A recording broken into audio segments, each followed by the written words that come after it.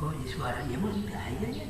أعوذ بالله من الشيطان الرجيم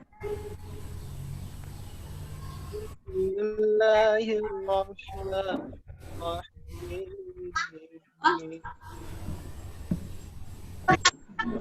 Ini 3.000. Ini 3.000. Angkat 2.000. ولا تكفرون يا أيها الذين آمنوا استعينوا بالصبر والصلاة إن الله مع الصابرين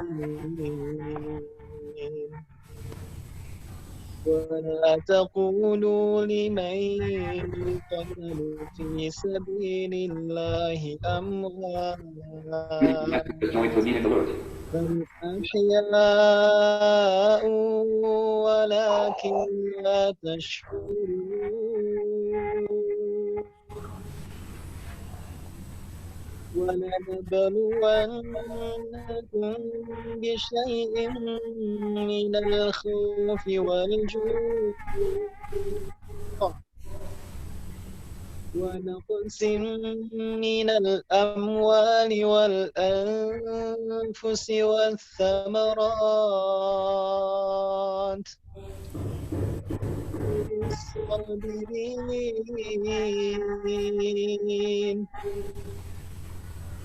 الذين إذا أصابتهم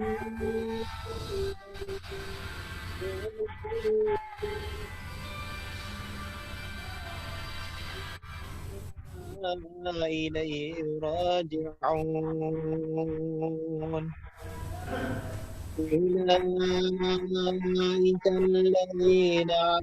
أولئك عليهم صلوات من ربهم ورحمة وأولئك هم المهتدون صدق الله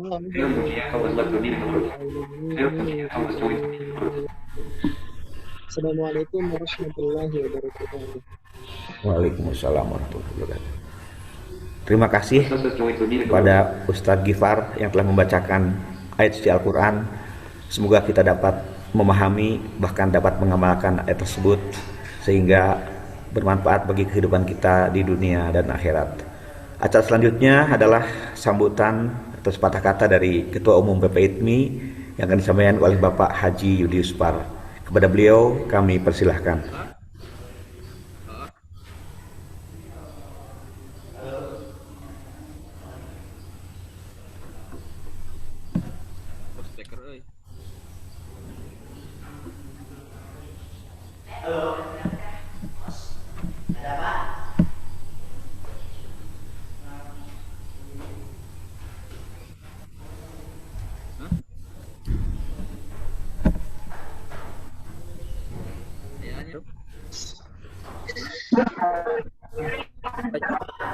Ya, masuk.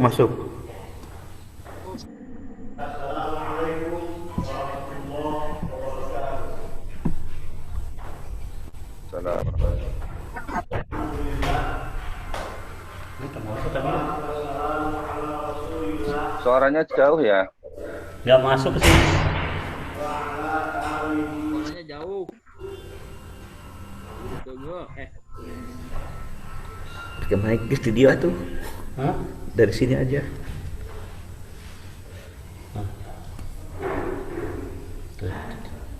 Suaranya jauh sekali. Nggak masuk ke sini.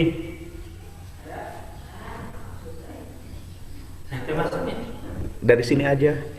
Rasa kadia kayak itu. Di dia ini. Terus kabel. Dari laptop. Nah, di mana weh?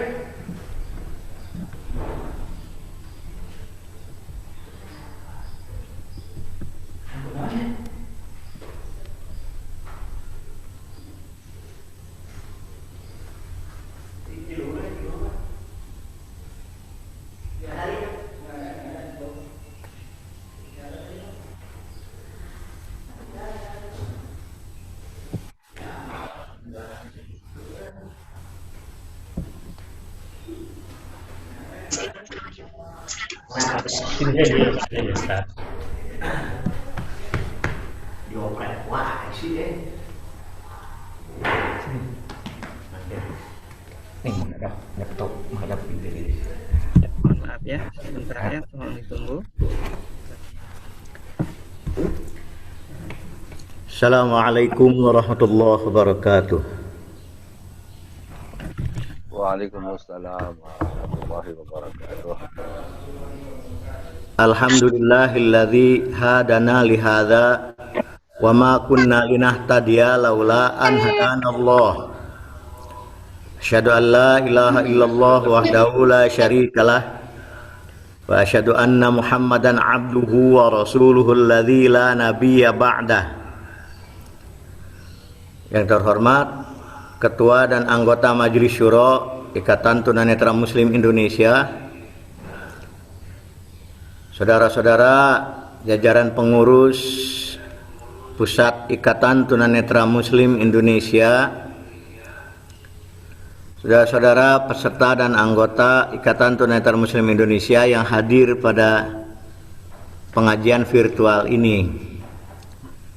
Alhamdulillah, hari ini sesuai dengan yang telah dijadwalkan, kita dapat melaksanakan taklim atau pengajian bulanan pengurus pusat Ikatan Tunanetra Muslim Indonesia yang untuk kesekian kalinya dilaksanakan secara virtual oleh karena kita masih menyesuaikan dengan kondisi lingkungan setempat. Sebelum saya memaparkan beberapa hal terkait dengan rencana kegiatan, maka tidak ada salahnya mari kita sama-sama mendoakan saudara-saudara kita yang telah mendahului kita berpulang ke rahmatullah. Antara lain yang terakhir adalah Bapak Ahmad Uci Sanusi, Ketua Pengurus Daerah ITMI Kabupaten Purwakarta yang telah meninggal beberapa hari yang lalu pada hari Kamis. Kemudian sebelum itu kurang lebih seminggu dari sekarang ada juga seorang anggota yaitu Ibu Partiem dari Karanganyar juga telah meninggal. Telah berpulang ke rahmatullah. Kemudian sebelumnya kita juga telah mendengar berita meninggalnya Bapak Aminullah, pemegang mandat ITMI NTB. Juga sebelumnya Bapak Amin Suharna, Ketua PD ITMI Kabupaten Bandung. Jadi dalam rentan beberapa bulan ini sudah 3 ketua pengurus daerah yang mendahului kita. Ini menunjukkan bahwa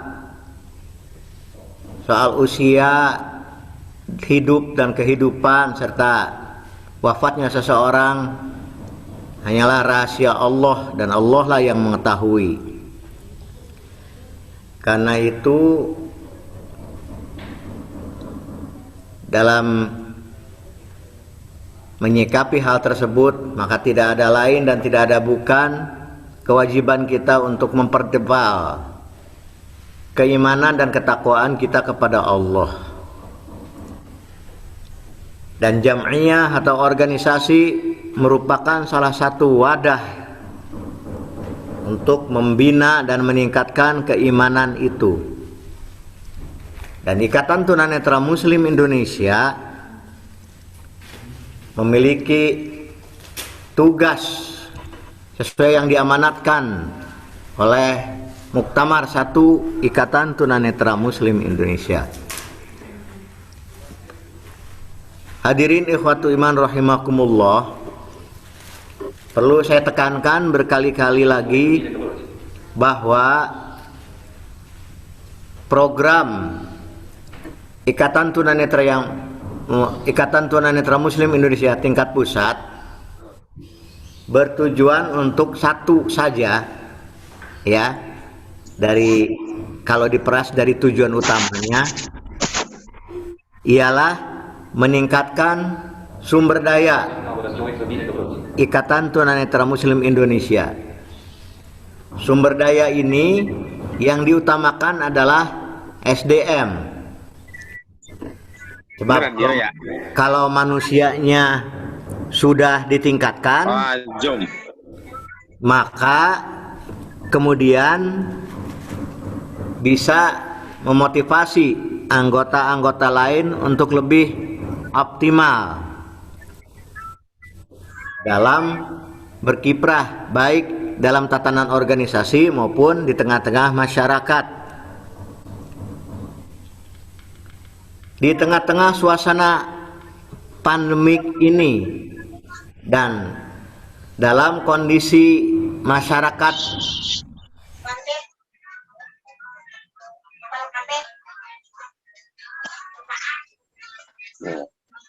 putus-putusan.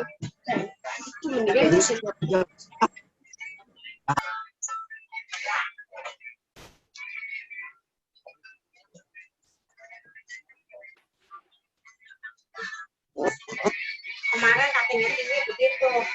Lama. Halo. Halo Pak Ibnu, dengar suara saya? Dengar. TPP putus koneksinya kayaknya. Oh gitu.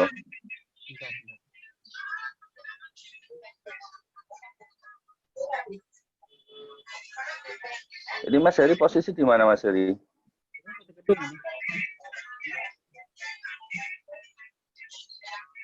Kurang nyaman juga ya. Iya, ini koneksinya putus mungkin.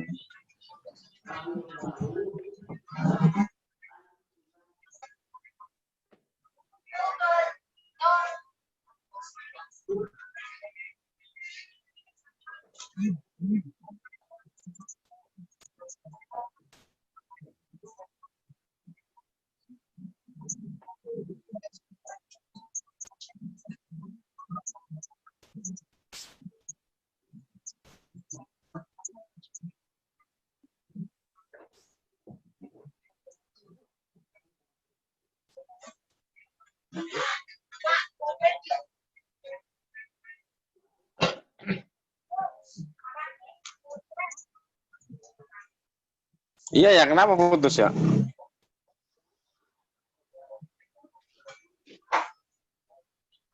Halo? Halo. Sinyal ya? Iya, sinyal. Sabar we, itu sedang diperbaiki sama Pak Herita. Pak Unan.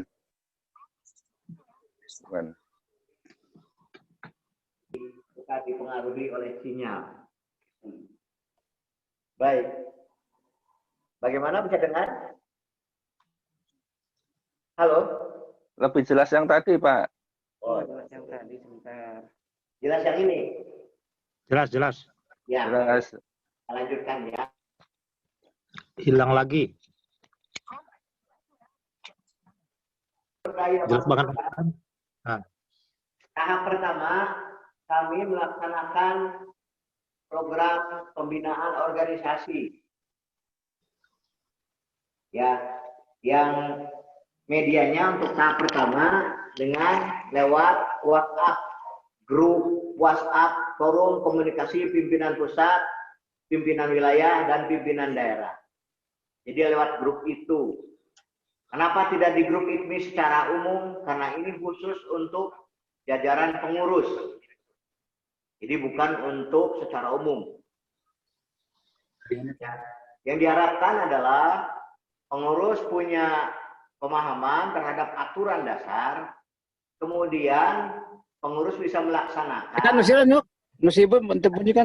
Kemudian nanti terjadi peningkatan kinerja.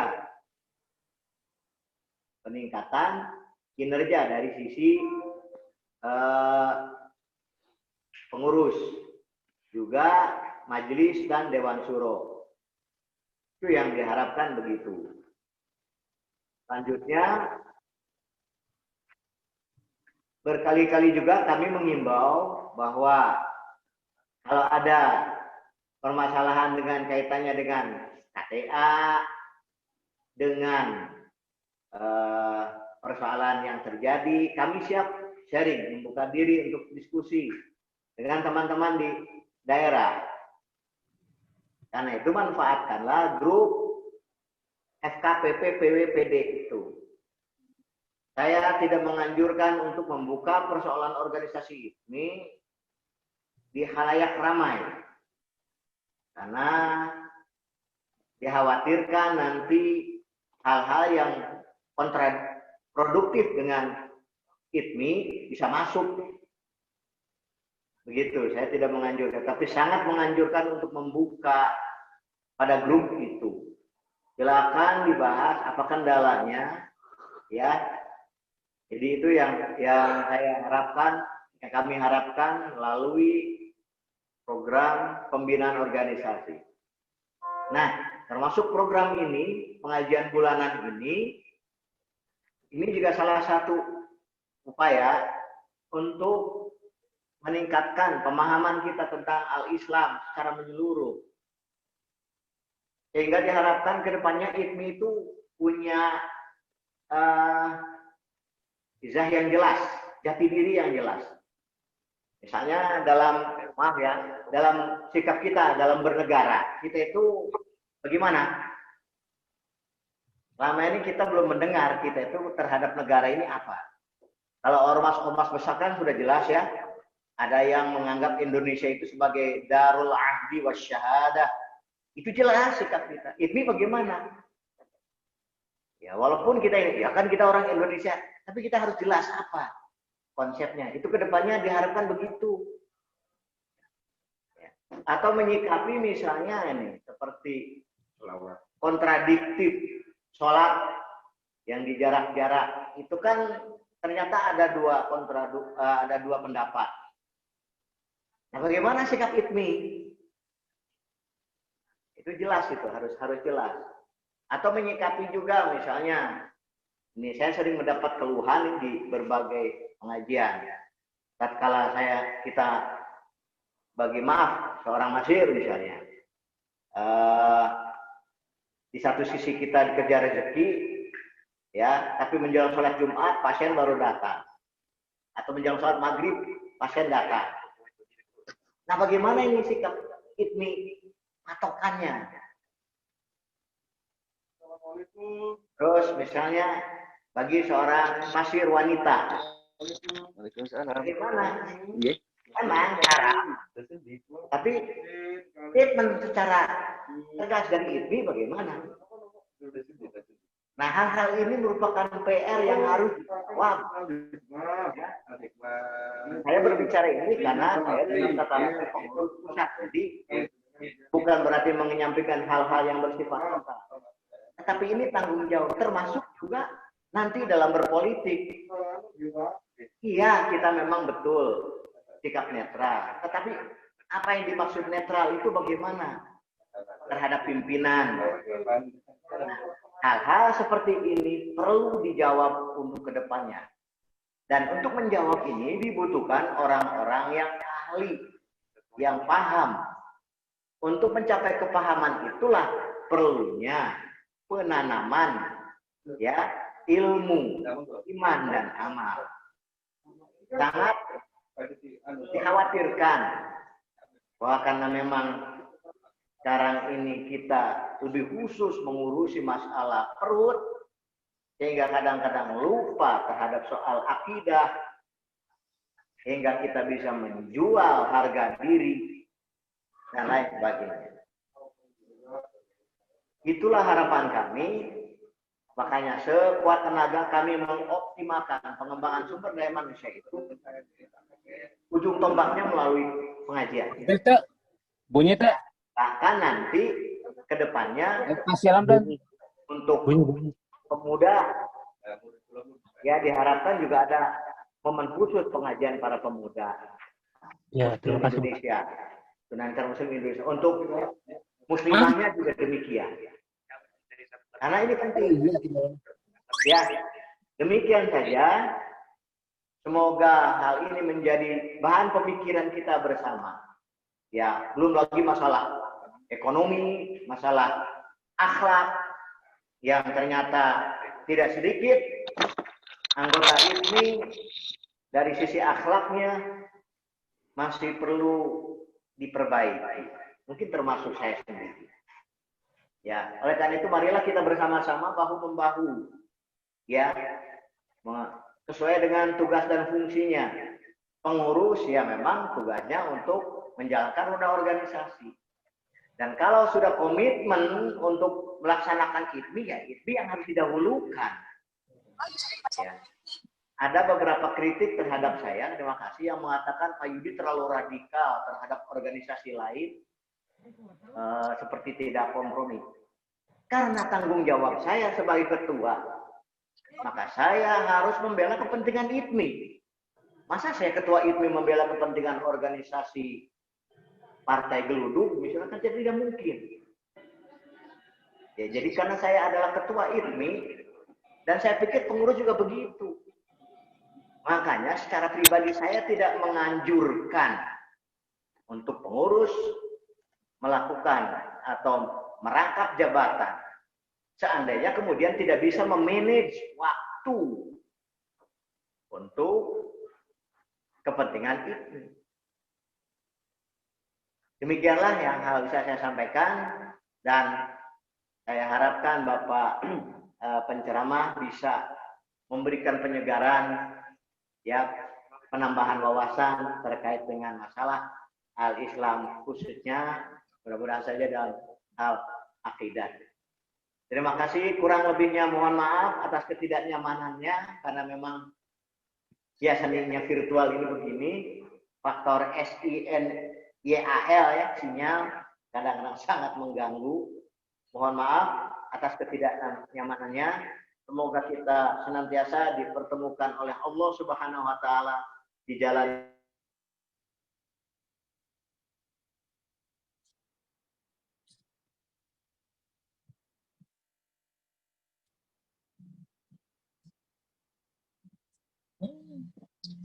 Dan kaki buka kuncinya.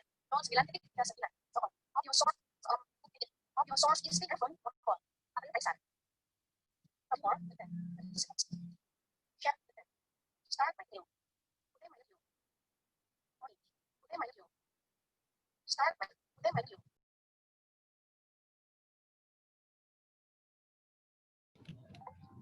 Hah?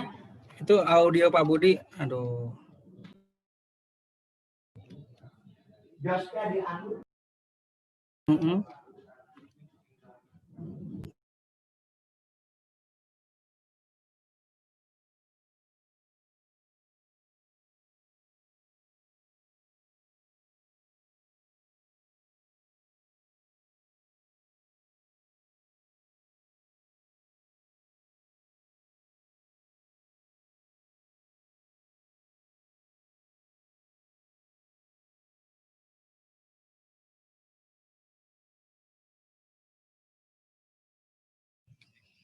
Halo, bisa mendengar suara saya partisipan?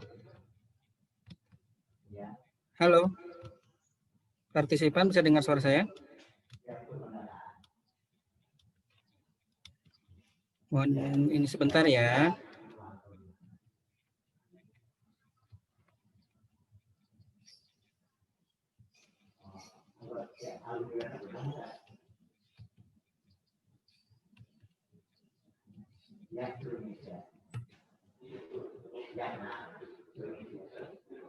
Cok Pak Budi, coba dinyalakan, di-unmute Pak Budi. Alt A Pak Budi.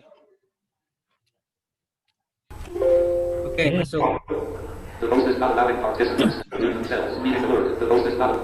Masuk? Ya, masuk, silakan. Kami lanjutkan. Langsung kita sampai pada acara inti, yaitu tausiah yang disampaikan oleh Al-Ustadz Ibni Abdillah dari Semarang. Kepada beliau kami persilahkan.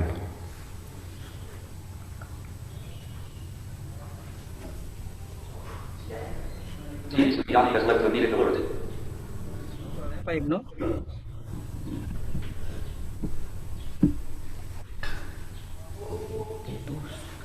Pak Ibnu.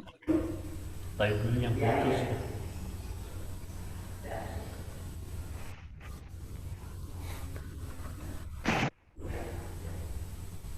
Pak Ibnu.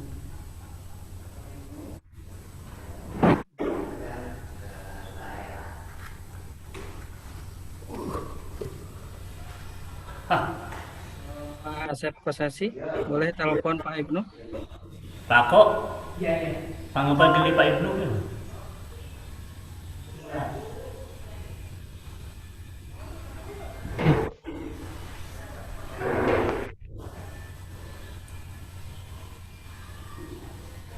Waduh, silakan beak itu.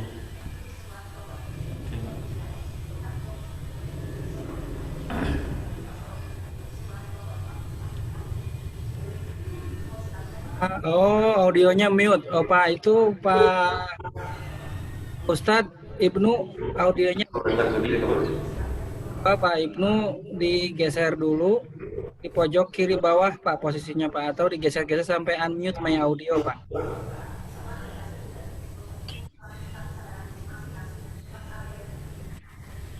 Boleh, Pak Ketua, Pak Ustadz Ibnu. Ini,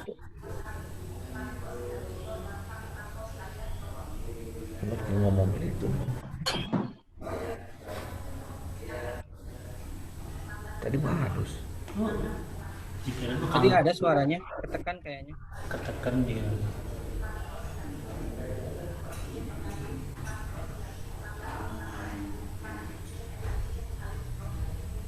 Kenapa yang di radio ada masalah apa? Sambil menunggu Ustadz Ibnu.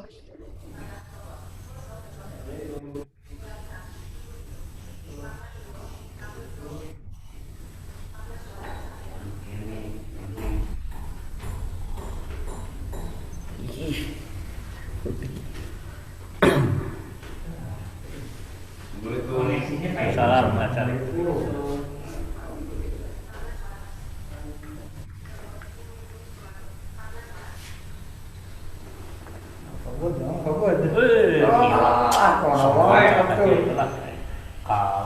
Kebuari tadi itu tadi Tara. Oh nyata dah. Karena Pak Jokowi itu yang Pak Jokowi mesak kan. Datang kalau mau ke mana? Halo Pak Heri. Halo. Ibnu. Halo Pak Heri. Halo Pak Heri. Ya, Asus masuk Asus. Tadi masuk. Dari jam bicara sudah masuk dari tadi Pak Heri. Oke, mantap. Assalamualaikum Pak Heri. Ya. Waalaikumsalam. Pak Parno nih. Ya, Pak. Tadi gelombangnya seberapa, Bun? Saya di radio. Ada kendala dulu ini. Sama radio streaming. Assalamualaikum. Pak Ketua ada suaranya udah ada. Eta mah kamar tiba aja. Saya mute all dulu semuanya. Yang berbicara nanti silakan unmute saja ya. Pak Ketua atau siapa boleh. Oke, dia keluar dulu. Assalamualaikum. Waalaikumsalam ya. Dari jam bicara sudah masuk Pak Heri.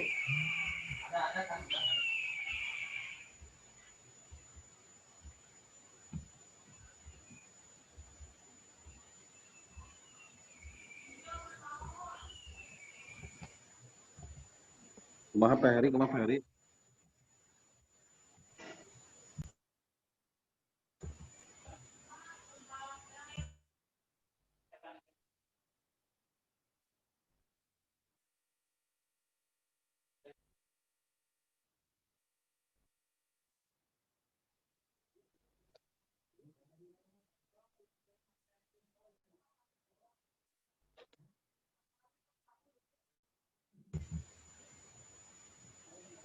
Pakai kuota.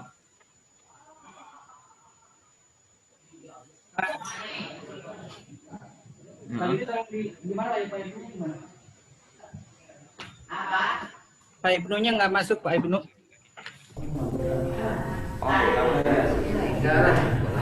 Sok sih tadi. Cek. Masih? Ya, Pak, itu boleh diisi dulu ya. Ya, baiklah, sambil menunggu terkoneksi dengan Ustadz Ibnu, mungkin kita dapat memanfaatkan waktu untuk mencoba membahas atau Ibnu.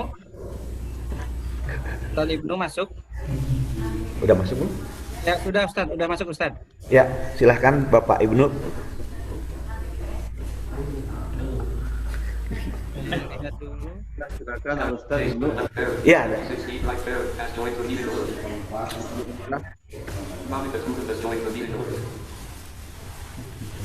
Ya.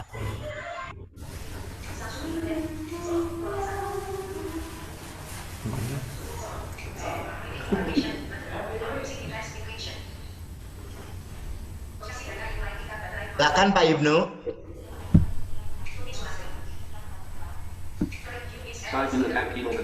Keluar lagi sebentar ya. Ya, lanjutkan dulu Pak Ade. Ya, keluar deui. Lanjutkan dulu Pak Ade. Ya, sebagaimana kita maklumi sekarang adalah tanggal 11 Muharram, jadi di tanggal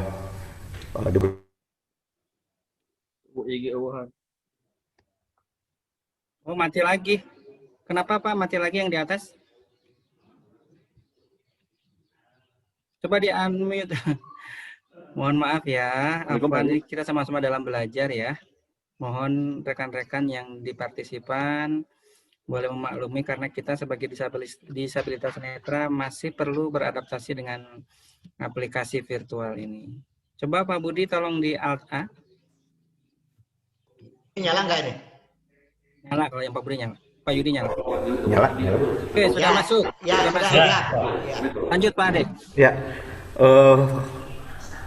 bulan Muharram itu ada ibadah yang sunat dan sangat dianjurkan, yaitu saum 9 dan 10 Muharram, itu sudah kelewat.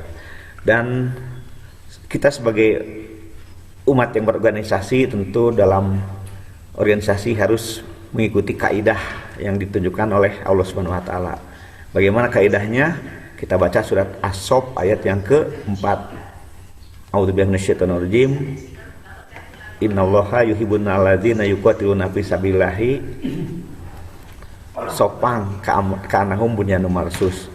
Jadi Allah menyukai orang-orang yang berjihad di jalan Allah itu berbaris-baris, bersap-sap sebagaimana bangunan yang kokoh. Jadi namanya juga organisasi terjadi dari unsur-unsur, berbagai unsur. Unsur-unsur dalam organisasi itu harus sopang, harus saling menguatkan, tidak merasa satu lembaga lebih penting dari lembaga yang lain. Karena kalau satu lembaga merasa lebih penting dari lembaga yang lain, tentu tidak akan bersinergi. Dan itulah fungsinya organisasi atau jamiah itu. Apa yang mengikatnya? Kalau ITMI jelas akidah atau ukhuwah Islamiyah. Jadi kita kenapa berorganisasi? Karena kita terikat oleh akidah yang sama, oleh misi yang sama. Yaitu apa misi? Masuk Pak ke Pak Ustadz masuk. Ya, ya baik. Selanjutnya kita sampai pada acara inti yang akan disampaikan oleh Bapak Ustadz Ibnu Abdillah dari Semarang. Kepada beliau kami persilahkan. Bismillahirrahmanirrahim. Assalamualaikum warahmatullahi wabarakatuh. Waalaikumsalam warahmatullahi wabarakatuh.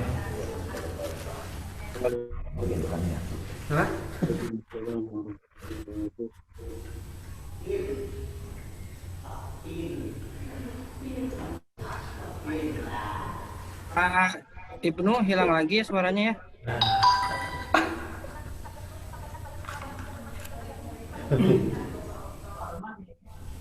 Oh, baru mancet itu.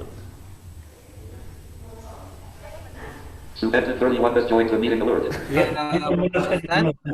Paraman, coba mic-nya Paraman. Left there, 2016 right there has joined the meeting alert.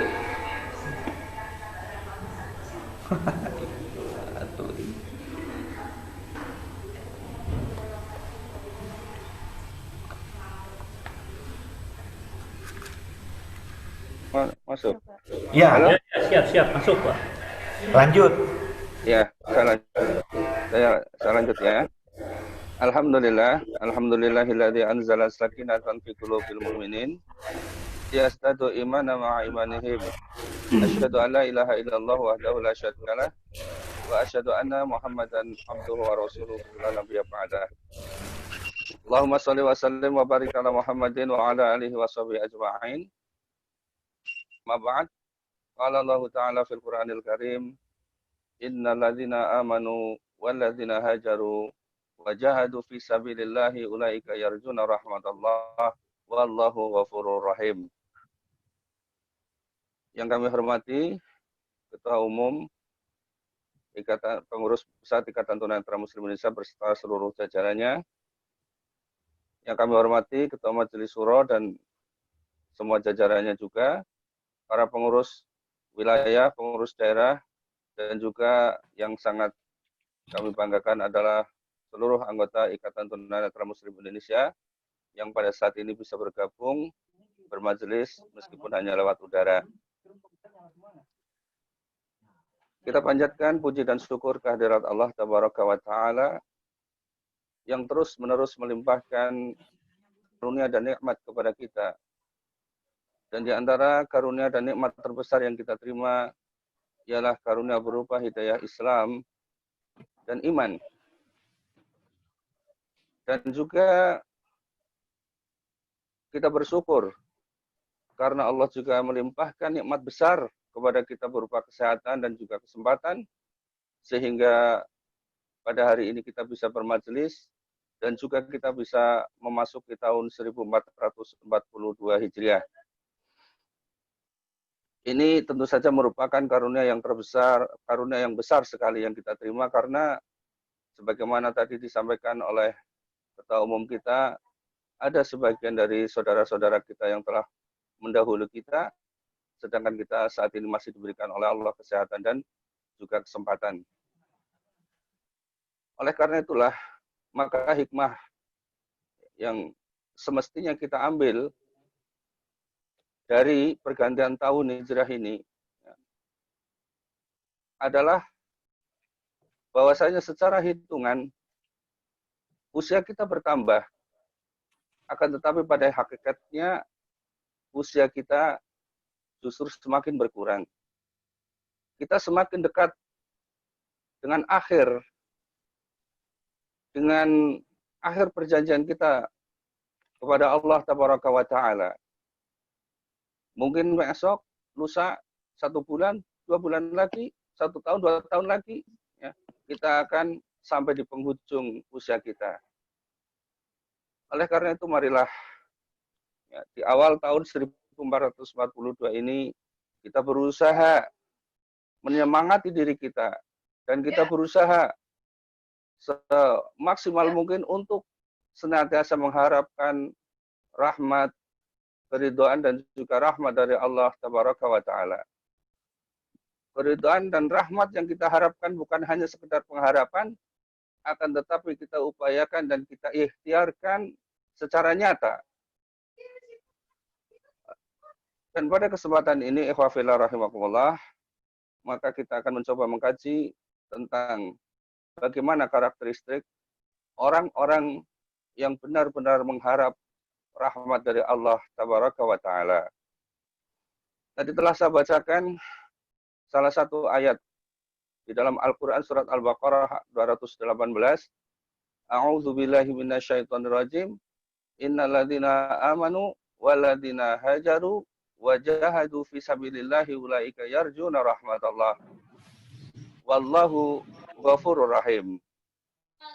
Sesungguhnya orang-orang yang beriman dan orang-orang yang berhijrah serta berjihad di jalan Allah, mereka itulah orang-orang yang mengharapkan rahmat Allah, dan Allah Maha Pengampun lagi Maha Penyayang. Ikhwah fillah rahimakumullah, di dalam ayat ini Allah memberikan atau menyatakan bahwasanya orang-orang yang benar mengharap rahmat Allah itu ada 3 kriteria, yaitu yang pertama, mereka adalah orang-orang yang beriman. Orang-orang yang beriman yang seperti apakah yang dikatakan oleh Allah mengharapkan rahmat Allah diterangkan di dalam surat Al-An'am ayat 82.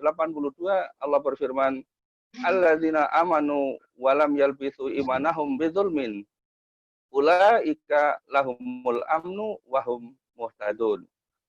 Yaitu orang-orang yang beriman yang mereka tidak mencampur adukan keimanan mereka dengan perbuatan zalim. Maka mereka itulah orang-orang yang mendapatkan jaminan keamanan, dan mereka itulah orang-orang yang mendapatkan petunjuk dari Allah. Ya. Jadi ternyata keimanan yang benar dengan mentauhidkan Allah semata dan meninggalkan perbuatan syirik, Allah memberikan jaminan kepada kita, yaitu mendapatkan keamanan fid dunya wal akhirah, dan terus akan memberikan hidayah kepada kita. Ya. Terus akan memberikan hidayah kepada kita. Ini dipertegas lagi di dalam Al-Quran surat An-Nahl ayat 92, di mana Allah berfirman, man amila salihan min dzakarin aw unsa wa huwa mu'min walanuhyiyanahu hayatan thayyibah walanajziyanahum ajrahum bi ihsani ma kanu ya'malun. Barang siapa yang dia beramal soleh, baik laki-laki maupun perempuan, yang dalam keadaan beriman, walanuhyiyanahu hayatan thayyiban, maka kami akan berikan kepadanya kehidupan yang baik. Walanajziyanahum ajrahum, dan kami akan memberikan balasan, ya, yang lebih baik di akhirat kelak dengan pahala yang lebih baik dari apa yang mereka telah kerjakan di dunia. Ya. Ini adalah jaminan dari Allah bagi orang-orang yang mereka beriman, ya, beramal soleh, baik laki-laki maupun perempuan. Allah akan memberikan jaminan, yaitu hayatan thayyiban, kehidupan yang baik di dunia. Ya, kehidupan yang baik di dunia. Mungkin pertanyaannya adalah, tapi kenapa banyak sekali orang-orang yang beriman, akan tetapi mereka mengalami persekusi, mengalami penindasan, mengalami kezaliman dan lain-lain? Maka ketahuilah ifafillah rahimakumullah, bahwasanya pernyataan keimanan kita kepada Allah ternyata masih perlu dibuktikan dengan adanya cobaan-cobaan yang diberikan oleh Allah kepada kita. Di dalam surat Al-Ankabut Allah menyatakan, afahasiban nasu ayutraku ayakulu amanna wa hum la yuftanun.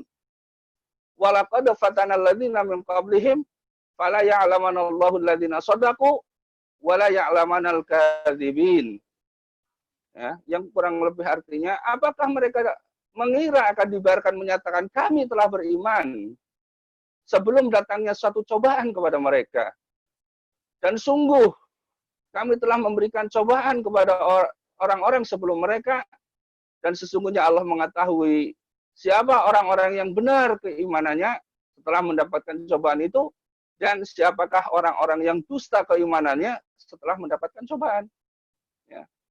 Jadi di dalam hal ini, ifafillah rahimakumullah, bisa jadi dalam pandangan manusia, seorang yang beriman dia mendapatkan satu perlakuan yang kurang menyenangkan, ya, seperti contohnya para sahabat dulu. Ya, mereka mendapatkan perlakuan yang sangat sadis dari orang-orang kafir Quraisy. Ya. Akan tetapi di dalam hati mereka, mereka selalu mendapatkan mutmainatul qulub wa insyiratus sudur, yaitu ketenangan hati, ya, ketentraman hati, dan kelapangan dada. Mereka ikhlas, ridho kepada Allah, ya, atas apa yang Allah timpakan kepada mereka. Karena mereka yakin bahwasanya dengan keimanan ini Allah pasti akan menepati janji-janjinya. Ya, inilah salah satu rahasia kenapa para sahabat mendapatkan siksaan yang sedemikian dahsyat tetap kokoh dengan keimanannya, karena mereka yakin betul akan kebenaran Islam secara mutlak. Tidak ada sedikit pun keraguan di dalam hati mereka, meskipun mereka dalam keadaan yang sangat-sangat menderita. Ya, manusiawi. Pada saat-saat tertentu tentu mereka juga merasakan berat sekali penderitaan yang mereka alami. Akan tetapi Allah memberikan motivasi, sebagaimana Allah nyatakan di dalam surat Al-Baqarah ayat 214, am hasibtum an tadkhulul jannata falamma ya'tikum mathalul ladzina khala min qablikum masatsumul ba'sa wa dharra wa zulzilu hatta yaqula rasul walladzina ma'ahu qalu mata nasrullah. Ya. Apakah kalian mengira akan masuk ke dalam surga sebelum datangnya satu cobaan sebagaimana cobaan yang telah diberikan kepada orang-orang sebelum kamu? Mereka ditimpa penderitaan dan kemiskinan serta guncangan yang sangat dahsyat sehingga para rasul dan juga orang-orang yang bersama mereka berkata, kapan pertolongan Allah itu datang? Ikhwafillah rahimakumullah. Ya. Oleh karena itu, maka keimanan merupakan landasan yang sangat pokok bagi semua aktivitas kita, termasuk di dalam organisasi kita ini. Yang menjadi prioritas adalah bagaimana kita membina keimanan anggota kita agar mereka mentauhidkan Allah semata dan meninggalkan perbuatan syirik. Maka insya Allah apabila kita semuanya telah mentauhidkan Allah dan meninggalkan perbuatan syirik serta kedoliman-kedoliman yang lain, Allah akan memberikan jaminan keamanan dan Allah akan memberikan hidayah. Dan jaminan keamanan serta hidayah dari Allah tentu akan mengundang turunnya rahmat dari Allah Tabaraka wa Ta'ala. Kemudian yang kedua adalah hijrah. Ya. Orang-orang yang berhijrah. Setiap kita setelah teruji keimanannya ternyata tidak bisa berhenti sampai di situ juga. Akan tetapi juga masih ada kewajiban selanjutnya yaitu berhijrah. Ya. Hijrah secara bahasa artinya adalah melepaskan diri atau meninggalkan atau berpindah. Imam Ibnul Qayyim Al-Jauziyah beliau memberikan penjelasan bahwasanya hijrah itu terbagi menjadi dua, yaitu hijrah jasadiyah dan hijrah qalbiyah. Hijrah jasadiyah ini adalah hijrah yang dilakukan secara fisik dari satu tempat ya, ke tempat yang lain, dari tempat yang tidak baik ke tempat yang lebih baik, dari darul kufur menuju ke darul iman, ya, dari darul zalim menuju ke darul adl. Ya. Ini adalah jihad hijrah yang jasadiyah, ya. Dan ini telah diwajibkan oleh Allah kepada Rasulullah serta para sahabatnya yang pada waktu itu mengalami penindasan yang luar biasa di kota Mekah. Dan konsekuensi ya, dari mereka yang telah beriman tetapi tidak mau berhijrah, mereka tetap dianggap sebagai orang-orang yang tidak taat kepada Allah. Sebagaimana Allah nyatakan di dalam surat An-Nisa ayat 97. Innalladzina tawaffahumul malaikatu dzalimi anfusihim. Qalu fima kuntum? Qalu kunna mustada'afin fil ardh. Qalu alam takun ardullahi wasi'atan fatuhajiru fiha. Faulaika ma'wahum jahannam wa sa'at masira. Sesungguhnya orang-orang yang diwafatkan oleh para malaikat dalam keadaan mendolimi diri mereka sendiri. Maka para malaikat bertanya, dalam keadaan seperti apakah kalian? Maka orang-orang itu menjawab, kami adalah orang-orang yang tertindas di negeri Mekah. Kemudian malaikat pun mengatakan, bukankah bumi Allah ini luas? Sehingga kalian bisa berhijrah di dalamnya. Maka mereka itulah orang-orang yang ditempatkan di dalam jahanam, dan jahanam adalah seburuk-buruk tempat kembali. Artinya apa? Ikhwafillah rahimakumullah. Kewajiban hijrah ini tetap melekat kepada diri setiap muslim. Manakala dia bertempat di suatu tempat yang mengancam akidahnya, yang dia tidak akan mampu mempertahankan akidahnya, dan dia mampu berupaya dan mengetahui jalan keluar dari tempat itu, maka wajib baginya untuk keluar dari tempat tersebut. Adapun hijrah, ya, maksud saya hijrah yang qalbiyah adalah hijrahnya kita dari maksiat kepada taat. Sebagaimana hal ini diterangkan oleh Imam Ibnu Rajab rahimahullahu taala, beliau mengatakan bahwasanya arja'una ilallahi bitaubati minal ma'siyat ila ta'ah, ya. Yaitu kembalinya kepada Allah dengan bertobat dari maksiat kepada ketaatan. Ya, ini yang disebut dengan hijrah qalbiyah, dan ini wajib bagi setiap person untuk melakukannya. Ya, karena seseorang itu secara dinamis harus selalu berusaha memperbaiki diri dari yang baik menjadi yang lebih baik dan seterusnya. Ya. Dan inilah yang harus kita lakukan. Jangan sampai tahun 1442 yang akan datang ini, ya, itu sama dengan tahun 1441 dalam pencapaian prestasi misalnya. Maka ada ibadah yang mengatakan bahwasanya barang siapa yang hari ini sama dengan barang siapa yang hari ini lebih buruk daripada hari yang kemarin, maka dia adalah orang-orang yang celaka. Dan barang siapa yang hari ini sama dengan hari kemarin, ia adalah orang-orang yang rugi. Dan barang siapa yang hari ini lebih baik daripada hari kemarin, itulah mereka orang-orang yang beruntung. Oleh karena itu, mari kita berusaha agar tahun 1442 ini akan lebih baik daripada tahun yang lalu, sehingga kita termasuk golongan daripada orang-orang yang beruntung.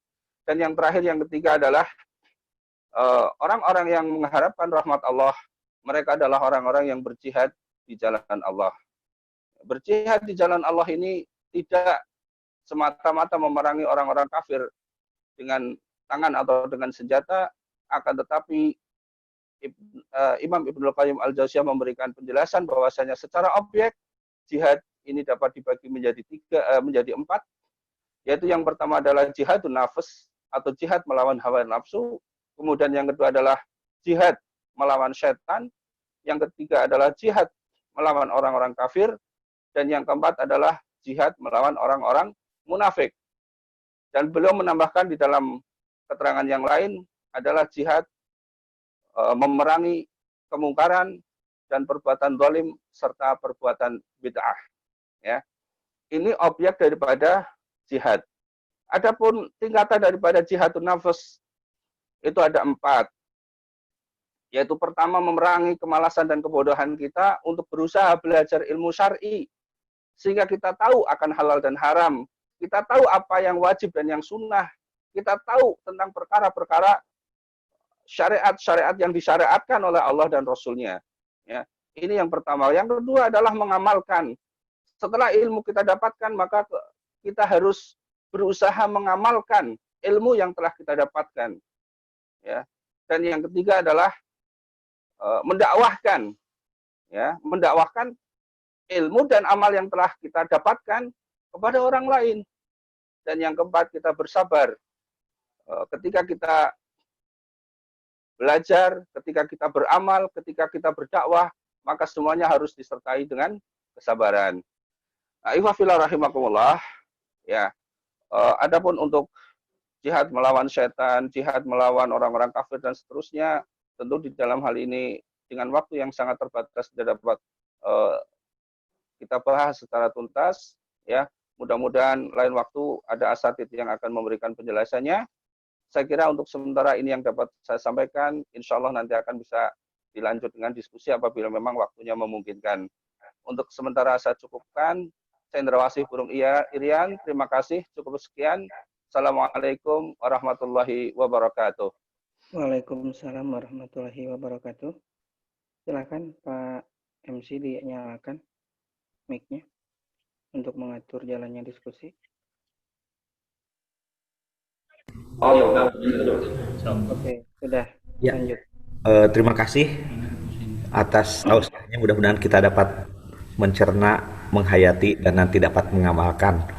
Dan untuk lebih mengeksplorasi dari apa yang telah disampaikan, kami beri kesempatan kepada yang mau menyampaikan pertanyaan atau tanggapan atau komentar. Kami persilahkan. Boleh yang di pusat atau yang di room, silakan di unmute kalau yang ingin didiskusikannya. Baik, dari kami Pak. Dari radio. Dari Zoom nih Pak. Iya, silakan. Dari Zoom ya, oke silakan. Sebutkan nama dan dari mana kotanya. Terima kasih. Nama Vidi Pak. Dari Vidi Oke, juga. dari Aceh. Ya. Ada sebuah hal terkait dengan keimanan yang diberikan oleh Pak Ustadz Ibnu. Jadi kadang-kadang kita mendengar kajian yang disampaikan. Oh, sinyalnya nggak stabil kayaknya. Boleh yang lain dulu? Yang lain dulu silakan. Iya. Lanjut. Masuk lagi. Pak Pidi, monitor.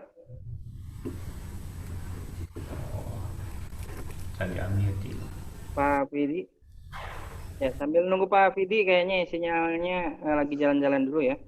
Silahkan yang lain boleh.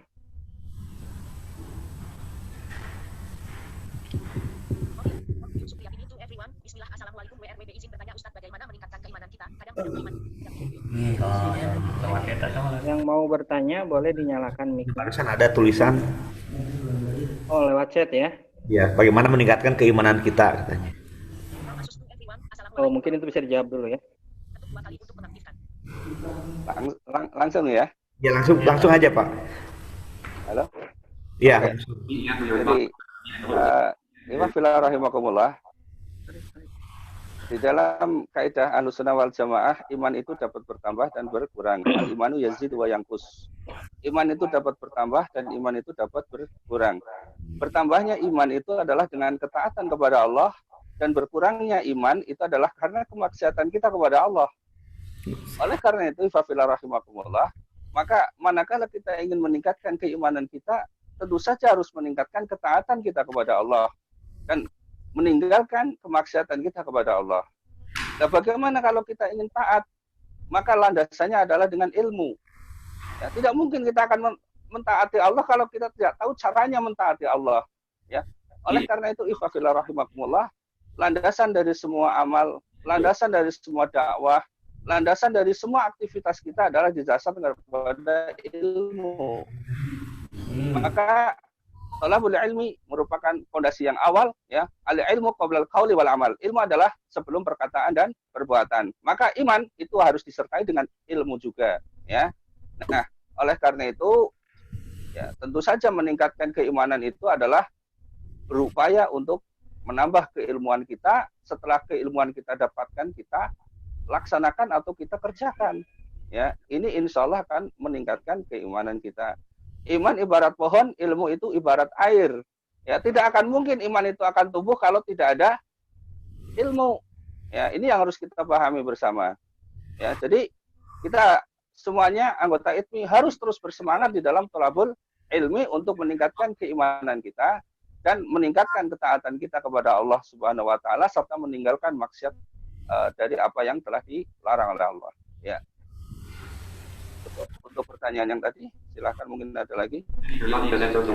Ya, yang lainnya. Waalaikumsalam. Silakan. Dari mana? Sebutkan namanya. Dari Kota Bandung. Ya, Bapak Harmonis ya. Ya, siap. Ya, silakan. Pak Ustadz, bagaimana kita menyikapi COVID sekarang ini? Karena di satu sisi ada yang menyepelekan, di sisi lain ya ada yang harus bersungguh-sungguh gitu soal ini. Nah, dari dalam pandangan Islam ini seperti apa sebetulnya Pak Ustadz? Ya, silahkan Pak, langsung aja. Awal pertanyaannya tadi terputus Pak Ade, saya nggak dengar. Bagaimana kita menyikapi COVID-19 karena ada orang yang meremehkan, ada orang yang bersungguh-sungguh bahkan berlebihan. Nah, jadi dalam pandangan kita seperti apa menyikapinya begitu? Ya, Ahlussunnah wal Jamaah itu adalah ahli sunnah wal jamaah itu adalah selalu berada di tengah-tengah, ya, tidak ekstrim di dalam mensikapi untuk tidak percaya kepada COVID, tapi juga tidak ekstrim untuk kita percaya dengan COVID, berada di tengah-tengah, ya. Jadi kalau orang kita bilang berani, orang tidak terlalu berani, ya, takut juga tidak takut. Ya, ini kalau dalam bahasa Jawa enak, wani ora kewanen, ya wedi ora keweden, ya.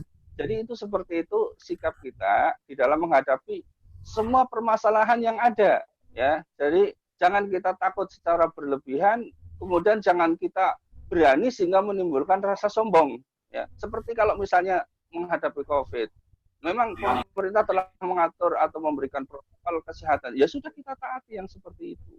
Ya kan? Nah, kemudian tentang adanya perbedaan pendapat tentang merenggangnya soft dan merapatnya soft, ya ini tentu adalah permasalahan yang khilafiyah, ya. Yang kedua-duanya nantinya ternyata memiliki dalil. Nah, kalau sudah seperti ini, maka kita tidak akan bisa mempersalahkan salah satu di antara keduanya, ya kan? Jadi satu daerah yang di situ zona hijau, kok kemudian sholatnya merenggangkan, ya tidak merapatkan, tentu saja dia akan kehilangan fadilah sholat berjamaah, ya. Tapi dalam suasana yang di situ mungkin memang betul-betul sudah hitam, ya kan? Kemudian sholat jamaah tetap ditegakkan, kemudian diatur adanya shaf yang merenggang, insya Allah itu termasuk adalah perkara yang tidak menghilangkan fadilah daripada sholat berjamaah. Jadi situasi dan kondisi juga akan mempengaruhi tentang bagaimana praktek, ya, di dalam kita melaksanakan fatwa-fatwa yang berkaitan dengan masalah COVID tersebut. Jadi tidak bisa kita telan secara mentah, ya, apa yang difatwakan oleh MUI, kemudian juga tidak bisa kita telan mentah pula perkataan-perkataan orang-orang yang berlawanan dengan MUI juga, ya. Kita tetap berusaha untuk berada di tengah, ya, tidak ekstrim, ya, juga tidak menyepelekan, ya. Begitu ya, Pak Harmonis. Barakallahu fiik. Terima kasih Pak Ustadz. Ya, Assalamualaikum. Waalaikumsalam. Pak Ade, Yayat Pak Ade. Silakan Pak. Iya, Bapak Ibnu, terima kasih paparannya. Dan mungkin saya akan menukilkan sebuah hadis yang sudah pada mafhum. Al-mu'minul qawiyyu khairun wa ahabba ilallah minal mu'minud dhaif. Nah, kita menyadari lah anggota ITMI itu sudah termasuk orang mukmin. Dalam kenyataannya kayaknya mungkin sebagian besar masih lemah.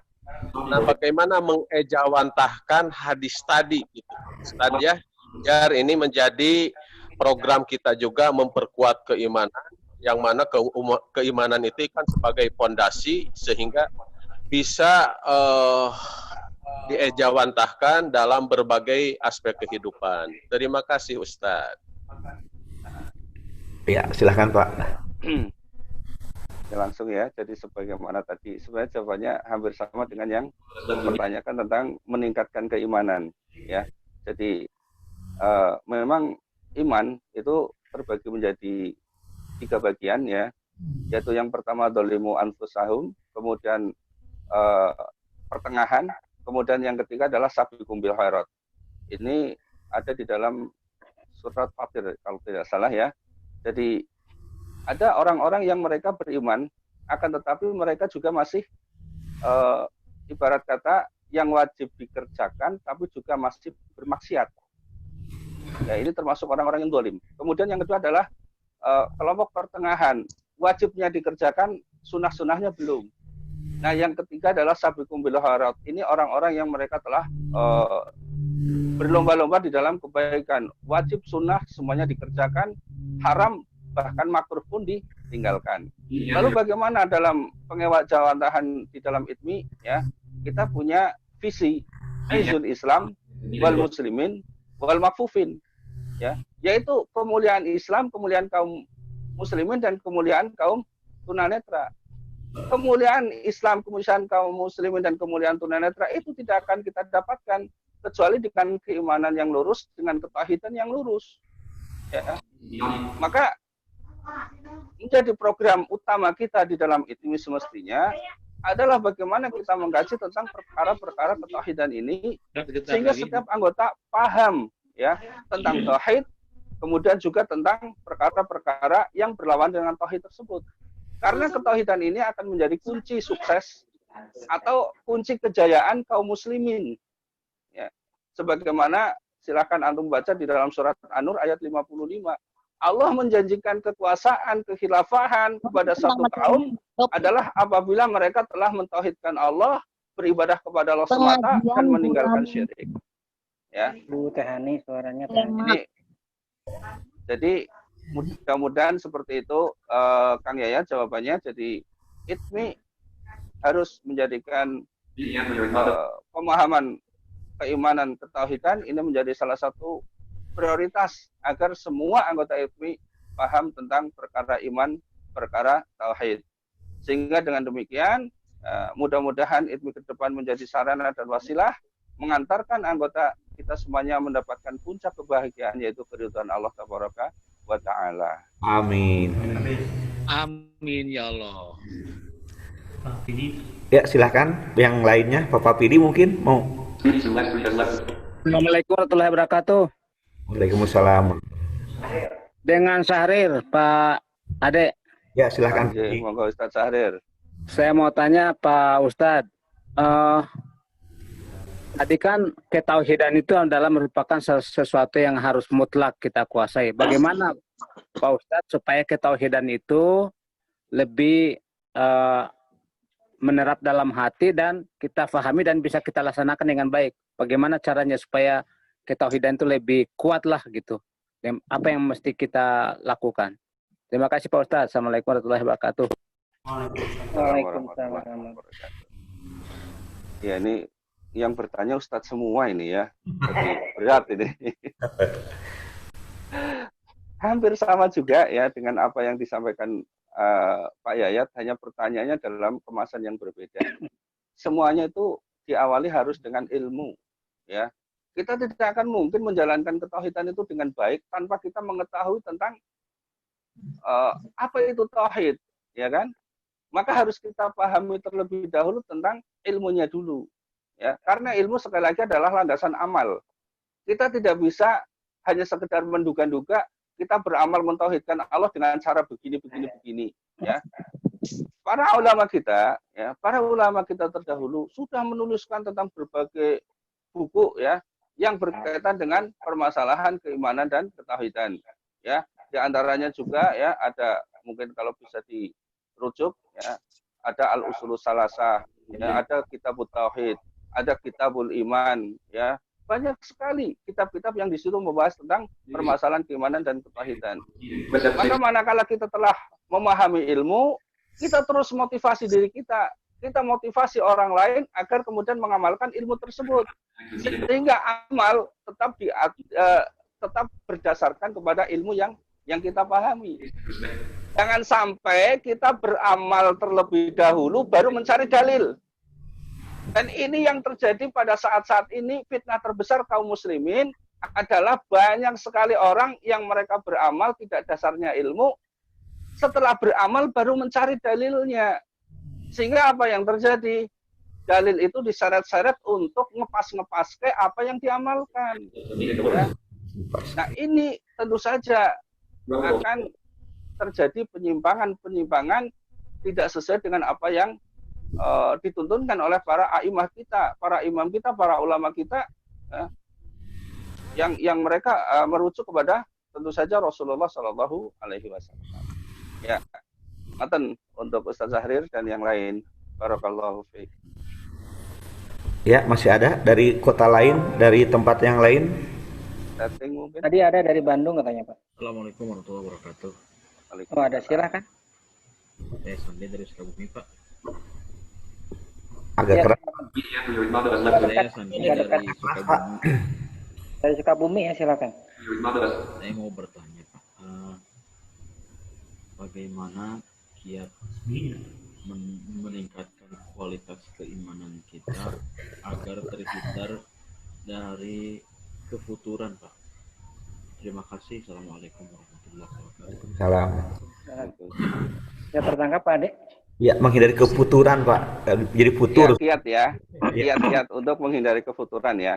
Iya Pak. Ini dari Sukabumi, tapi tidak di Balikpapan ya. Oh, iya. Ini kalau sudah Tidak ada sudah Sukabumi di Balikpapan nanti seperti Buparti ya itu nanti.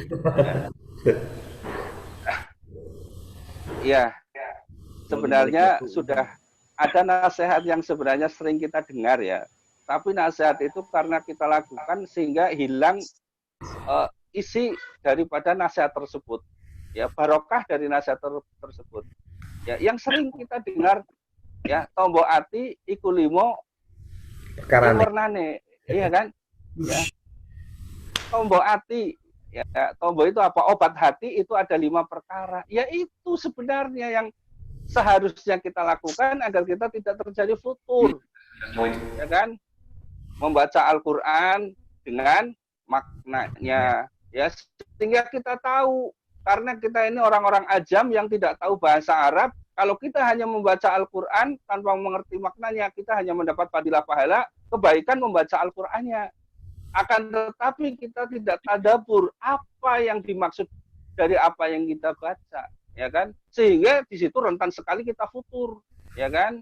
Kemudian yang kedua, berkumpul dengan orang-orang soleh ini merupakan salah satu jalan. Bagaimana kita tidak futur keimanan kita kalau kita bertemannya dengan orang-orang yang tidak soleh, ya? Kita bertemannya dengan orang-orang yang senangnya main kartu, ya tentu saja kita terbawa ikut main kartu, ya kan? Dan seterusnya. Maka kita harus berusaha agar kita mendapatkan orang-orang baik yang itu nanti akan mendukung, memperkokoh, menguatkan iman kita, ya. Kemudian sholat malam ini termasuk salah satu hal yang sangat-sangat vital bagi kita sebenarnya. Untuk memperkokoh keimanan kita, maka sholat malam itu adalah salah satu cara, ya. Kemudian kita juga berpuasa, ya, memperbanyak puasa, apalagi ini di bulan Muharram, ya, bulan yang dimuliakan oleh Allah, termasuk Arba'atul Hurum. Di dalamnya juga diperbolehkan untuk memperbanyak puasa sebanyak-banyaknya. Ya silahkan, ini berpuasa. Kemudian berzikir kepada Allah, ya. Berzikir kepada Allah ini akan selalu mengingatkan kita kepada Allah, itu tentu akan terus menjaga keimanan kita dari kefuturan, ya. Kita mijet sambil bismillah, kemudian nanti kita tahlil, tahmid, takbir, la ilaha illallah, Allahu akbar, subhanallah. Di sela-sela kita ngobrol dengan pasien, hati kita tetap terpaut kepada Allah tabaraka wa taala, ya. Insya Allah keimanan kita akan terjaga. Jangan sedikit pun kita itu melepaskan diri dari ingat kepada Allah. Karena apa? Lepas ingat kepada Allah berarti kita akan ingat kepada selain Allah, ya. Ya, ini barakallahu fiik. Ya, Pak De. ya. Silakan. Ya. Begini Ustaz Ibnu, ya. Untuk mengharapkan ridho Allah itu tadi ada 3, ya. Iman, hijrah, dan jihad. Nah, bagaimana kita melakukan jihad di negeri kita sendiri kan masih begitu banyak yang perlu kita bantu gitu ta. Nah, jihad sebetulnya bagi kita orang awam itu yang taraf-taraf yang baru mengenai satu batasannya gimana itu Pak Ibu, ya. Itu ya mungkin Pak Ibu. Langsung ya saya jawab. Ya. Jadi tadi sebenarnya makalah jihad ini ada nanti pembahasannya tersendiri. Kalau tadi saya katakan bahwasanya Imam Ibnul Qayyim Al-Jauziyah beliau memberikan tentang jihad, ya, ditinjau dari objek jihadnya itu ada 4, ya kan? Jihad nafas atau berjihad melawan hawa nafsu, jihad melawan setan, jihad melawan orang-orang kafir, jihad melawan orang-orang munafik, kemudian jihad melawan perbuatan mungkar dan dolim serta perbuatan bid'ah. Ya. Nah, masing-masing ini nanti akan ada martabatnya sendiri-sendiri. Ya, misalnya jihad melawan hawa nafsu tadi saya sudah katakan ada 4 martabat atau marotib singkatan, yaitu pertama belajar, beramal, ya, kemudian dakwah, dan yang keempat adalah bersabar. Ya, ini tingkatan ketika kita berjihad melawan hawa nafsu. Maka kita harus menghilangkan kemalasan kita agar jangan kita kemudian tidak belajar ilmu syar'i. Nah, sebenarnya jihad nafs inilah yang menjadi landasan jihad-jihad yang selainnya. Ya, makanya dikatakan oleh Rasulullah jihadun nafs itu adalah jihadul akbar. Karena apa? Semuanya itu didasarkan kepada jihad ini. Ya. Kalau kita ingin memerangi orang kafir, memerangi orang munafik, perbuatan mungkar, dolim, dan sebagainya, tentu harus didasarkan kepada melawan hawa nafsu tadi. Kita menjadi orang alim, kemudian kita juga menjadi orang-orang yang beramal dengan kealiman kita. Kita juga mendakwahkan ilmu dan amal kita, dan kita bersabar dari godaan-godaan, ya, ketika kita thalabul ilmi, ketika kita beramal, dan ketika kita berdakwah. Ya. Nah, konteksnya dengan negeri kita ini, apa jihad yang dapat kita lakukan? Untuk masing-masing diri kita wajib atau fardu ain adalah jihadun nafas.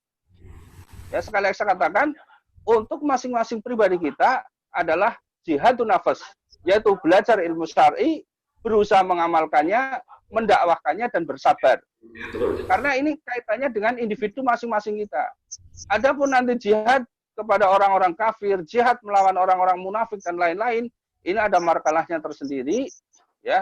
Ada tata caranya sendiri, ada kaidahnya sendiri. Yang pertama saja, inilah yang penting untuk kita lakukan, yang dapat kita lakukan, yang ITMI bisa lakukan, ya, yang ITMI bisa lakukan, ya, yaitu memotivasi semua anggota agar terus belajar, beramal, ya, kemudian berdakwah dan bersabar, ya.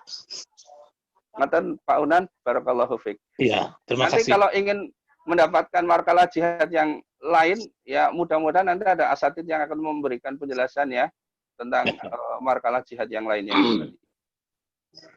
Monggo. Waktunya Silakan Pak Budi. Assalamualaikum Pak Heri. Waalaikumsalam. Ya. Budi yang lain. Orang lagi aja bertanya. Orang lagi silakan. Ya, dari audiens ini ada yang bertanya dari yang ada di hadirin di darat. Oh iya, ini ada yang di darat ya Pak Ade ya? Oh iya. Masya Allah. Assalamualaikum Pak Ade, Cimahi ingin bertanya. Oh ya silakan, Cimahi dulu. Silakan Bu. Assalamualaikum warahmatullahi wabarakatuh. Waalaikumsalam. Saya dari ITMI Cimahi ingin menanyakan, kalau ketika beramal, misalnya memberi sesuatu atau melakukan hal yang baik, akan tetapi di hati kecil terbersit suara yang kurang baik, entah itu suara di hati kecil itu Merasa bangga, merasa ingin gimana gitu ya, tapi itu hanya terbersit kecil. Nah, apakah hal seperti ini bisa merusak amalan pahala kita? Nah, kemudian yang keduanya, kalau misalnya tadi menyebut sholat malam ya. Nah, kalau misalnya mau sholat malam, tapi ini karena sudah pagi ya menjelang subuh, nah takut keburu adzan, maka melakukan sholat witir dulu. Nah, karena lihat waktu masih ada tersisa, maka saya melakukan sholat tahajud meskipun tidak seutuhnya dilakukannya. Nah, ini diperbolehkan sebab menurut keterangan melakukan sholat boleh ketika bangun nanti melakukan sholat tahajud. Selanjutnya itu pertanyaan saya. Terima kasih. Wassalamualaikum warahmatullahi wabarakatuh. Waalaikumsalam warahmatullahi wabarakatuh. Terima kasih. Pertanyaannya super sekali ya. Dengan tidak mengurangi rasa hormat, ya saya tadi tidak mengetahui kalau ada yang berada di darat ya.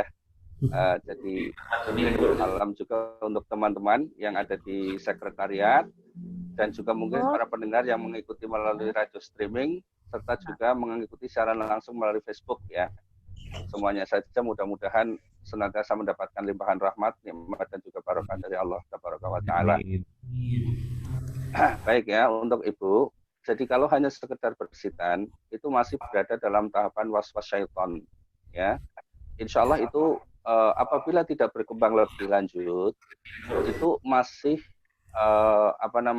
tidak merusak amal kita. Akan tetapi kalau sampai pada tahapan selanjutnya yaitu ujub itu merasa ujub itu ajaib, ya kan? Wah, saya ini sudah beramal luar biasa. Ya, dan itu sudah ada perasaan seperti itu di dalam diri kita, ada perasaan ujub, itu sudah merusak amal. kok sampai ria atau sum'ah, hapus pahala amal. Ya, karena ria dan sum'ah ini termasuk dalam kategori syirik kecil. Ya, jadi hapus pahala amalnya sama sekali tidak bersisa. Nah, oleh karena itu memang di dalam kita beramal itu harus bersabar pada saat kita beramal dan tengah kita beramal dan setelah kita beramal. Kita harus bersabar di situ. Ya, ketika kita menginfakkan sesuatu di awal kita sabar, tapi di pertengahan kita berinfak, ya, ada mulai waswas syaitan. Setelahnya justru lebih besar lagi. Ya, oleh karena itu kita selalu mohon perlindungan kepada Allah agar dijauhkan dari ria dan juga sum'ah dan juga ujub. Ya, karena ini semuanya akan merusak amal. Insya Allah Ibu, kalau tadi hanya sekedar bersitan, ya itu masih merupakan was-was daripada syaitan. Nah, disitulah setan sedang berusaha menarik kita agar sampai kepada ujub, ria ataupun sum'ah. Ya, maka segera kita berlindung kepada Allah dari hal-hal yang seperti itu. Ya, ini yang pertama. Kemudian yang kedua, dipersilahkan Ibu. Ya, jadi kalau kita sholat malam sudah mepet, witir dulu, ya, hatta hanya 1 rakaat saja silahkan. Oh loh, kok masih ada waktu, kok mau melanjutkan sholat, ya. Kalaupun itu tidak sholat tahajud, sholat mutlak 2 rakaat silahkan. Ya, 2 rakaat kok masih ada waktu lagi, lanjut 2 rakaat lagi. Ya, nggak masalah. Karena melaksanakan sholat tahajud, ya, itu kalau kita melaksanakannya dengan niatan yang sholat yang mutlak, maka tidak ada batasan rakaatnya. Ya, tidak ada batasan rakaatnya. Selama kita masih mampu melaksanakan, silahkan saja 2 rakaat, 2 rakaat, 2 rakaat. Ya, seperti itu. Nah, sekurang-kurangnya kalau misalnya kita memang mau tahajud, ya tentu 2 rakaat, kemudian witir 1 rakaat. Ya. Yang kurang. Mantan Ibu, barakallahu fiik. Ya. Waktunya habis atau masih? Bagaimana prosedur produser? Masih, Pak. Silahkan satu lagi yang terakhir. Ya. Ada? Dari radio mungkin? Oh, tamu. Ya, saya setuju. Boleh dari radio, ada? Dari jam bicara atau dari YouTube? YouTube? Sisi mananya? Ciknya kayaknya. Iya, kayak bisa ditanya sebarang-sebarang. Masih ada. Kalau sudah tidak, kami serahkan kepada produser kita. Mungkin ada pengumuman atau hal-hal yang lain yang akan disampaikan sebagai penanggung jawab taklim. Mohon maaf, ini karena saya ada tamu, boleh saya langsung turun dari udara ini? Oh, silakan. Silakan Pak. Ya. Hati-hati ya. Hati-hati di jalan, Pak.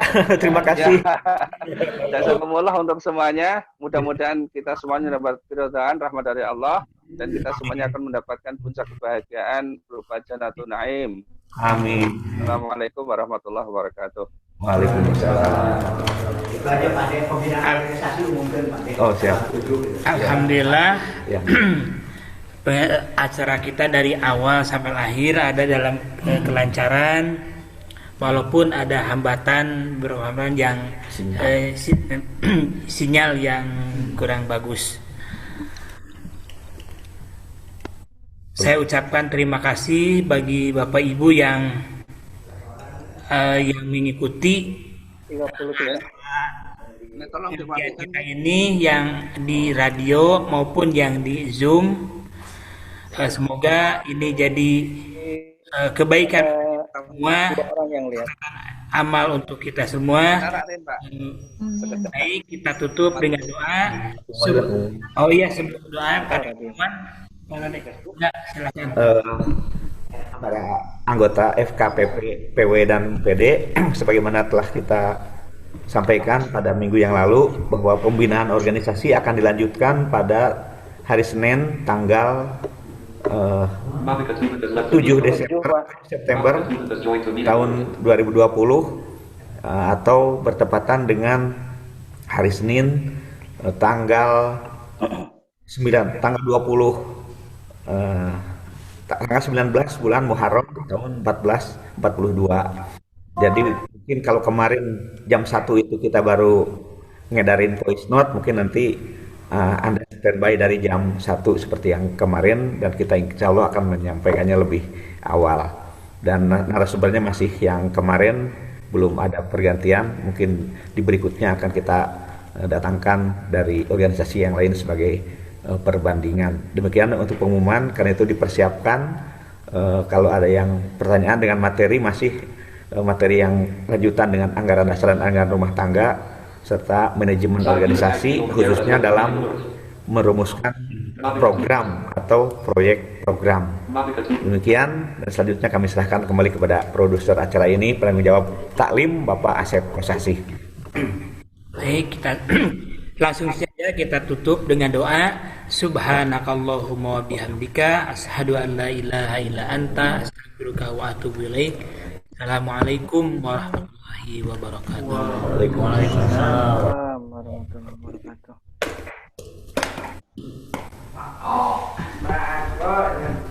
Selamat. Liwat. Mangga. Sebelum puasa ya Pak Haji. Mangga. Mau doain ya Pak. Nuhun Pak Ketua. Yo. Ya Pak Haji. Sebelumnya kita tutup saja ya. Ya.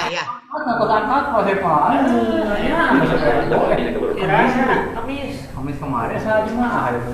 Waduh,